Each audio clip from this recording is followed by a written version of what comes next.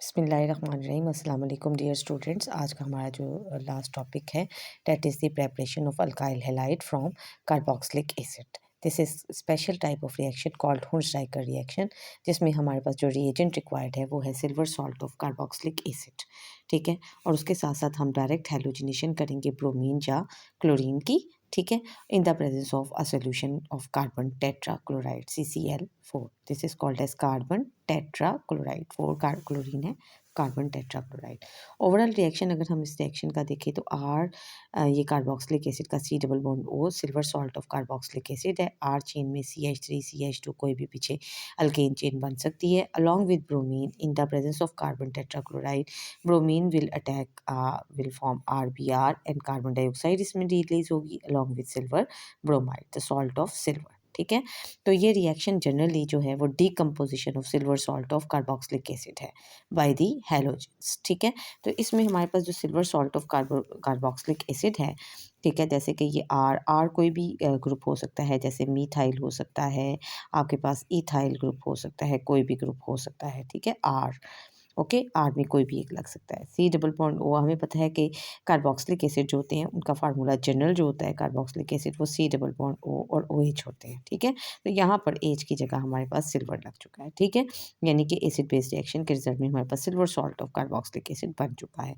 Silver salt of carboxylic acid में यहाँ silver पर पॉजिटिव चार्ज और ऑक्सीजन पर नेगेटिव चार्ज है। इसकी वजह ये है कि सिल्वर इलेक्ट्रोपॉजिटिव एक एलिमेंट है। ठीक है, तो ब्रोमिनेशन जब हम इसकी करेंगे तो ब्रोमीन में हमारे पास जो है ब्रोमीन एक पोलर नॉन पोलर मॉलिक्यूल है, लेकिन इसमें एक और खास बात भी है कि दोनों ब्रोमीन हाईली इलेक्ट्रोनेगेटिव है। अगर इनमें से एक हाईली इलेक्ट्रोनेगेटिव ब्रोमीन जो है वो साइड पे निकल जाए, जो कि सिल्वर के साथ रिएक्ट कर जाए, तो हमारे पास सिल्वर सॉल्ट ऑफ ब्रोमीन बन जाएगा, जिसके रिजल्ट में ये ब्रोमीन जो है it will get partial positive charge. Now this bromine will react with oxygen and we will get this type of compound जो कि ब्रोमीन का सॉल्ट बन जाएगा और कार्बोक्सिलिक एसिड के साथ अलॉन्ग विद सिल्वर ब्रोमाइड।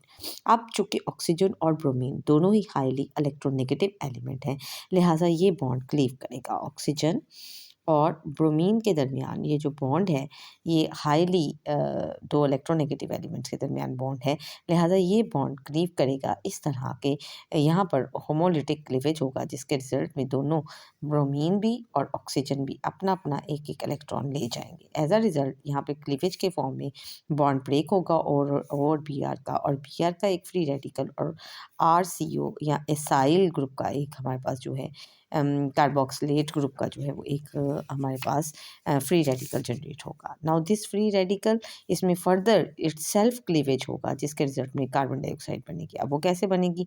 जब ये बॉन्ड ब्रेक होगा बिटवीन R एंड CO, तो यहाँ पे R अपना इलेक्ट्रॉन लेकर चला जाएगा।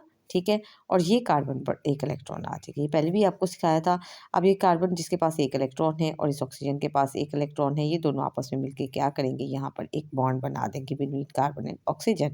तो ये कार्बन और ऑक्सीजन के दरमियान एक बॉन्ड बन जाएगा।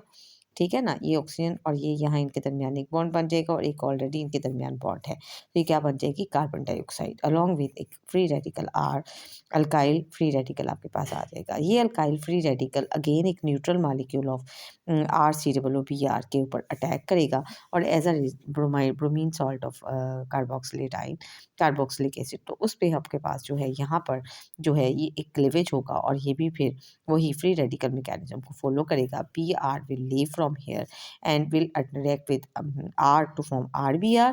ठीक है, यहाँ से RBr बन जाएगा और ये जो है RCOO का एक फ्री रेडिकल हमारे पास आ जाएगा। इस तरह हमारे पास जो silver salt of carboxylic acid है वो डीकम्पोज होकर हमारे पास अल्काइल हैलाइड यील्ड करेगा। ठीक है, यहाँ पर जो अल्काइल हैलाइड की यील्ड है, प्राइमरी अल्काइल हैलाइड इसमें सबसे ज़्यादा बन सकते हैं, सेकेंडरी अल्काइल हैलाइड की यील्ड कम है और टर्शियरी अल्काइल हैलाइड की यील्ड सबसे कम है। There is another method for the preparation, very simple, और ये हम पहले भी लिख चुके हैं। इसको हमने स्पेशली एक हेडिंग में पढ़ लिया है, preparation of alkyl halide by halide exchange. Halide exchange का मतलब ये है कि हम किसी भी अल्काइल हैलाइड में से एक हैलाइड निकाल के दूसरे हैलाइड को ऐड करते हैं। फॉर एग्जांपल, अगर हमारे पास कोई भी X हैलाइड है, RX कोई भी हैलाइड है, तो इसमें हम इस X की जगह अगर हम आयोडाइड को रिप्लेस कर दें तो ये हैलाइड एक्सचेंज कहलाएगा। ठीक है, फॉर एग्जांपल अगर मेरे पास लेट सपोज मेरे पास है CH3Br। ठीक है, अगर मैं इसमें डाल दूँ सोडियम आयोडाइड, ठीक है, एक सॉल्ट है in the presence of acetone, तो व्हाट हैपन, अल्काइल हैलाइड में से ब्रोमीन लीव कर जाएगा सोडियम के साथ and we will get sodium bromide along with methyl iodide. ये असल में मेथड है फॉर द प्रेपरेशन ऑफ